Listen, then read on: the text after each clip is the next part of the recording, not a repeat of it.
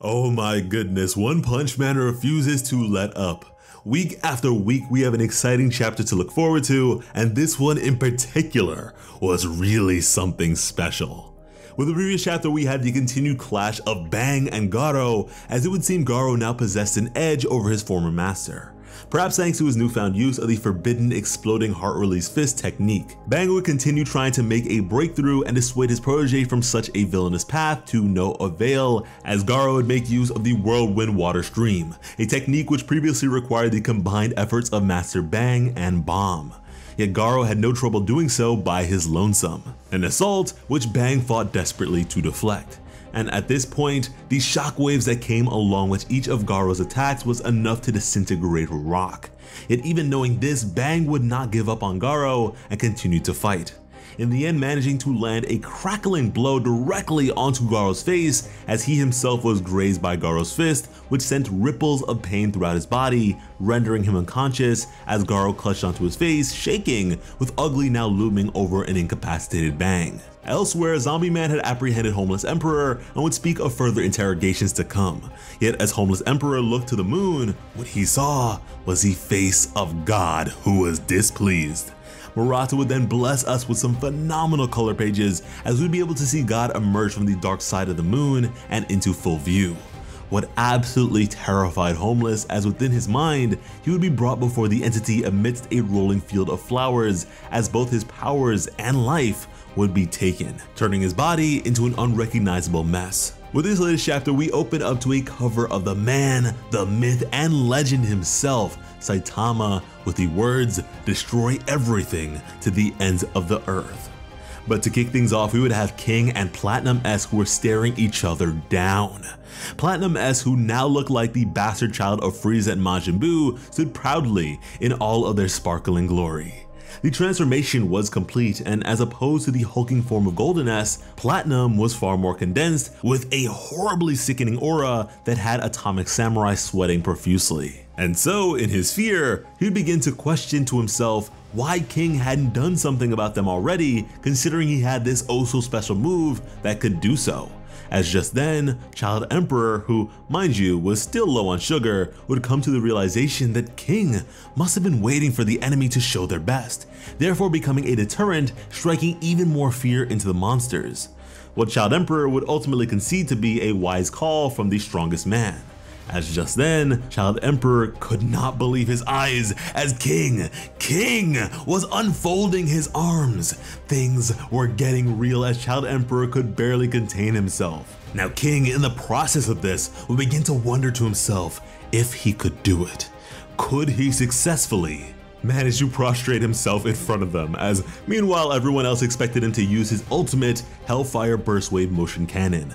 And so our various heroes would begin to cheer King on, as King would now wonder to himself if they really wanted him to get killed that badly, as wham! One after another, the heroes would be taken out by the antenna of Platinum S, what seems to have conveniently torn Zombie Man apart while only incapacitating everyone else, with Prisoner even managing to defend Child Emperor from direct harm. But yeah, Platinum wanted King's followers to be silent. He would then proudly proclaim to know King's true intentions, that all along he wanted a one-on-one battle against him in his now perfect form, telling King to go ahead and use his ultimate Hellfire Burst Wave motion cannon, as wow, that delusion traveled pretty fast, didn't it? Platinum was entirely convinced that in that very same instant, he would send King's head flying, which then led King to think to himself that he'd better get on his hands and knees, as that was all that he could do at this point, which would then take us back to the scene of Ugly looming over Bang.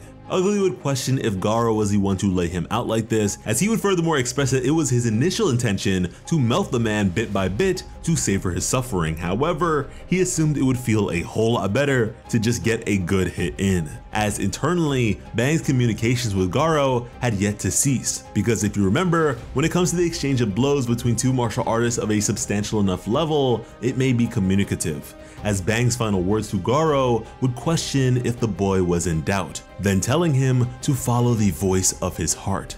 as the hardened lens over the eye of Garou would crumble and shatter, then revealing his true eye. In the meanwhile, the sludge-like fist of Ugly would begin to plummet down towards Bang's body as suddenly, Garou would release a billowing outcry, which immediately caught Ugly's attention, as before he knew it, Garou had kicked a hole straight through his abdomen.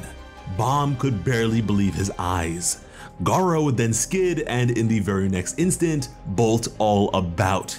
At the same time, King would produce an outcry of his own, calling for the infamous Ultimate Hellfire Burst Wave Motion Cannon, which in his mind, he'd think to be a load of nonsense, furthermore apologizing for being an average man, pretending to be this all-powerful hero, hoping to be spared death. As in a tenth of a second, Garou would make his way onto this portion of the battlefield and in the next, send Platinum S packing. With the next 100 milliseconds, evil natural water would notice Garou's murderous intent and sent twin torrents of water jettisoning towards him, as Garou would deflect for the following 100, having defeated the elemental just after that, as at normal speed, it looked as if King's ultimate move had actually done as intended. With Metal Bat, who was our only onlooker from a far distance, believing this all to be King's doing. King meanwhile simply could not believe his eyes. He dropped down immediately and looked over his hands in disbelief. Ugly would then look down to his body as well, and in particular his stomach, and realize the hole in horror. And while inspecting it, he would fall onto himself and dissolve for good, as Garou would now swoop down. He had done it. Garou single-handedly took down the remaining threat-level dragon monsters by his lonesome in half a second flat. What an absolute beast. I mean, more than anything, the most impressive part about this all has to be his defeat of Platinum S by far.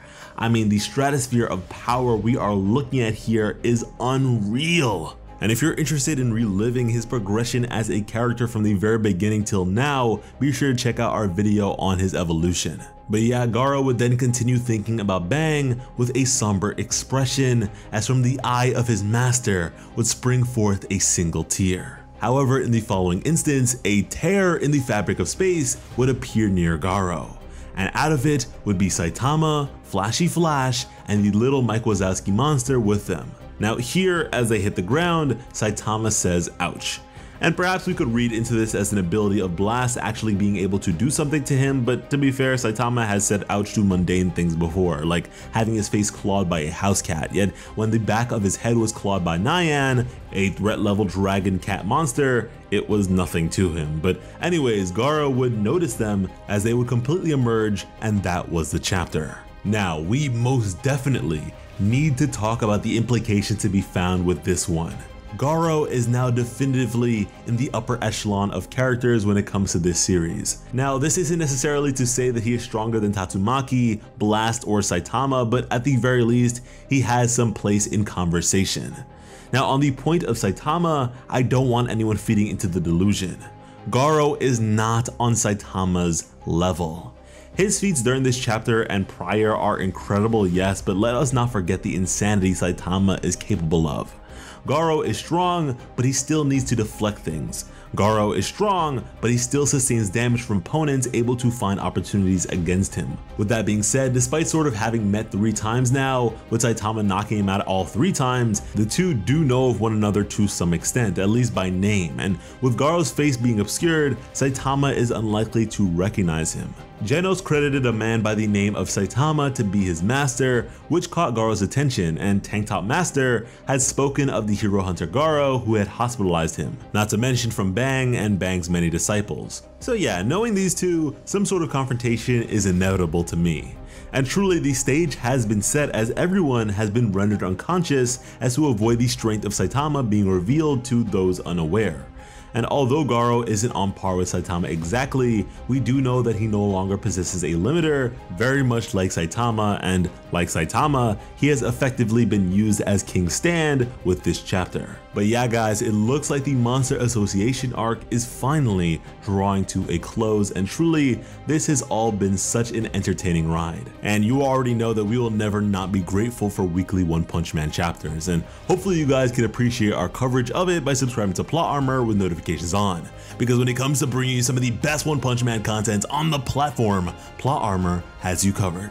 As always, I'm Slice of Otaku. Thank you all so much for watching and have an awesome day. I love you.